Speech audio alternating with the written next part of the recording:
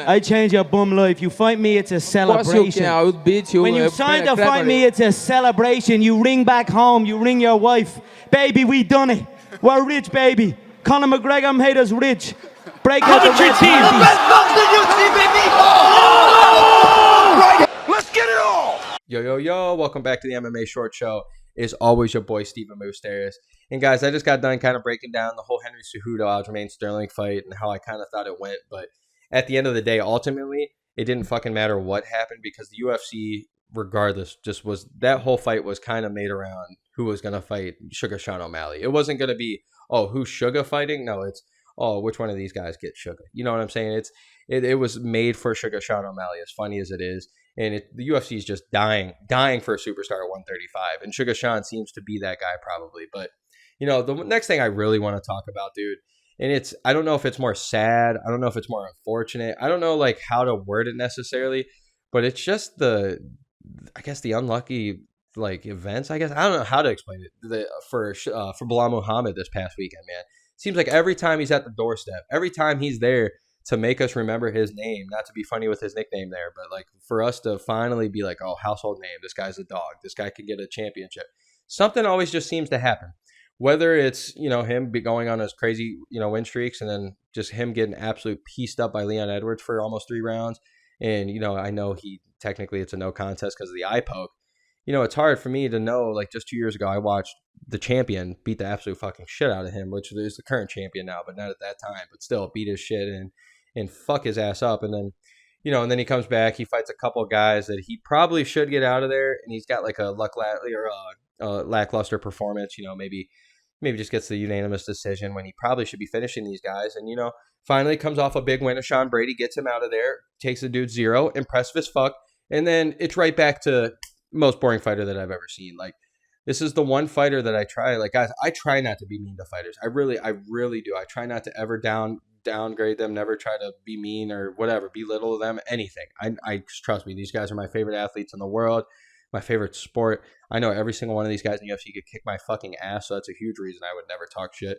But when it comes to Belal Muhammad, when it comes to top 3 contenders, top 5 contenders, people that are looking to become champions who are yelling, oh, I want this title fight or I'm sitting, I need to see more out of you, man. I don't know if it's just me, but I don't care who you guys are, if you guys are a top 3 killer in the world and you're fighting somebody and it could be another top 3 killer in the world, if that guy doesn't have his front arm like we saw with Gilbert Burns after the first round, he doesn't have his main lead arm or any limb, just one limb for a whole 4 rounds, like that guy should not get out of that fight. And if he does, it's going to be on a bloody fucking mess. Like he's going to be destroyed.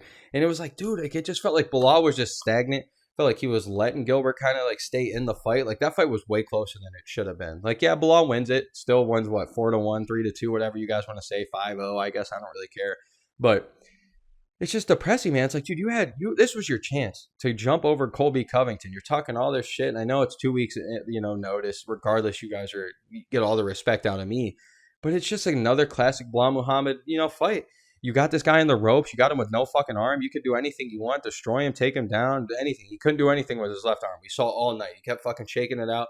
Wasn't doing anything. His body was bothered by them kicks. Like, Belal, as great as he looked, this almost like sets him back another step. Like, I don't know about you, for you guys. Like, for the Belal fans out there, clearly you guys are like, no, it's not his fault. It isn't. It's not his fault that his opponent went out there and gets fucking hurt. But it is just sucks that, like, it's up to him how he performs the rest of the night. And this is your chance to, you know, put a stamp on it. This is your chance to maybe go for it one time. And he didn't go for it one time. Not one time. And I get it. I know what you guys are saying, like, oh, well, you can't get stupid and get defenseless and go out there and do something dumb and put yourself in harm's way. I'm not talking that, dude. Just put the pressure on him like he was, but actually, like, bring volume out. Actually, like, just lead him with that jab the entire time. If he would have just put 3 or 4 jabs in his face in a row for the entire round, he's landing 2 or 3 of those. Like 75% of those are landing. And then that's going to open the straight. That's going to open to the hooks. It's going to open the kicks more. It's going to open the takedowns. Like straight up, man, he could have done so much more in that fight. And I think it just hurts him a little bit. Yeah, he's still probably going to get a title shot. But you could even tell in the post fight with Dana White, he's like, man, fucking shit. Belal Muhammad's really about to get a title shot. And not a single person likes him. Like, at least when it comes to, you know, the main thing. I know there's probably some fans out there. I'm sure I'm going to get a comment now like, oh, I'm a huge Belal fan. But You know what I'm saying? For the average person, this guy isn't. His poster is not, on your wall or whatever. This guy's not somebody you're emulating in practice or, out there on the bag or whatever. Like if you're downstairs, it's like kids aren't out here emulating him like they do, a Conor McGregor, a John Jones, a Sugar Sean O'Malley, Izzy Adesanya, Anderson Silva. You know what I'm saying? Like he's not that guy. And as much as he's talking that he is, and he is a very, very talented fighter, a very good fighter, and it takes almost more talent to dominate somebody for 25 minutes than it does to get one lucky punch or one quick sub. But it's like, man, we need to see something out of you. And as much shit as I'm talking, watch. He goes out there and gets to fight the winner of Colby and Leon and gets the finish or something, which I hope it does. But it just sucks, man, because this was his time to really sit there and make us remember the name. Not to be funny again, but like this was his chance. This was a chance, dude. And he gets Gilbert hurt. Everything was just working perfect for Belal. Like it literally, you can't even take that. You can't blame him for anything for Gilbert getting hurt. You can't blame Gilbert for getting hurt. But it's like, Belal, you could have just done so much more. And it's just tough, man, because it's like he's right there at the doorstep. And luckily for him, Usman's already taken everybody out. Fucking Leon he's taking everybody out on his way up. Colby's taking everybody out too. So like there's not that many people out there, honestly. So lucky for him, he can get that fight. But I wouldn't be shocked at all if Hamzat can make that weight, or if Usman decides, hey, I want Belal. Like I wouldn't be shocked at all if the UFC goes, you know what, we're gonna make Belal fight one more time. So it's just a little upsetting. I don't know about you guys. I don't know if you guys were as upsetting with his performance as I was, but it's just like, man, I've done videos already. I've talked about how boring Belal Muhammad can be, especially when it comes to just these top fives. Like, dude, you don't need to finish everybody, but like, I just need to see you want to finish. You know what I'm saying? Like, there wasn't one time in that fight last night or in Saturday that he was looking for a finish. That dude was looking to get to the bell and to walk out of there as the winner with his hand raised. That's all he cared about.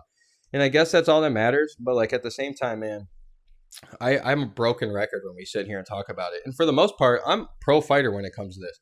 You know, I don't think you necessarily need to be a Conor McGregor or a knockout artist or finishing everybody to become a champion. Like, I don't think so at all. I don't think you need to do that to have a personality. I don't think you need a personality. I don't think you need the shit talking ability to become a champion like we're seeing with the UFC kind of doing. Like, they're starting to get into that gimmicky way, I guess I would say, about pushing more who's going to sell more pay-per-views, who's got the bigger mouth. That's why Colby Covington's getting a fight. Even though he's very talented, it's just like, if this was Belal Muhammad, hasn't fought in a year, hasn't done anything, and his last fight was a win over a guy who's retired now, like, guess what? They're going to make Belal fight one or two more times, but it's Colby, and he talks his shit, so it's not fair to Belal, but it is, man. You got to understand, you're in that company. This is who you work for. You know this is how it's done, so, like, I need to just see him kind of go for it a little more. I need to see that killer in him. Like, for me, as a fan of people, like all my top guys I could ever think of, like the Max Holloways, the John Jones, the GSPs out there, the Anderson Silvas, all of them. You can name people for days. Even guys like the Sugar Sean O'Malley's coming up. I was a huge fan of Aljamain Sterling there for a while. Girls like Alexa Grasso,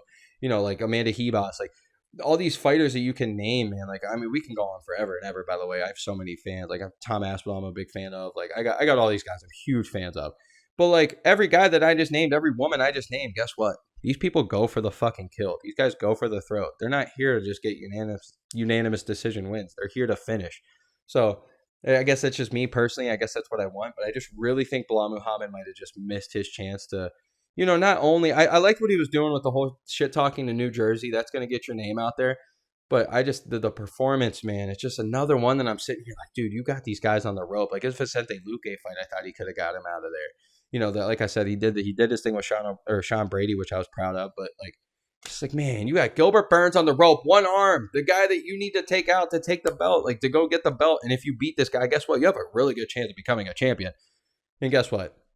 You go out there and we just go through the motions, and it was like a glorified sparring match. So I don't want to keep sitting here shitting on him. I hope he gets that championship fight. I hope he gets his chance. I hope he wins. Fuck it. I'm not mad. I'm not a hater. Don't get me wrong. I just want to see him go out there and fucking fight, because I know he's got the ability to finish these guys. So it's always your boy, Steven Moustaris. Let's go, baby.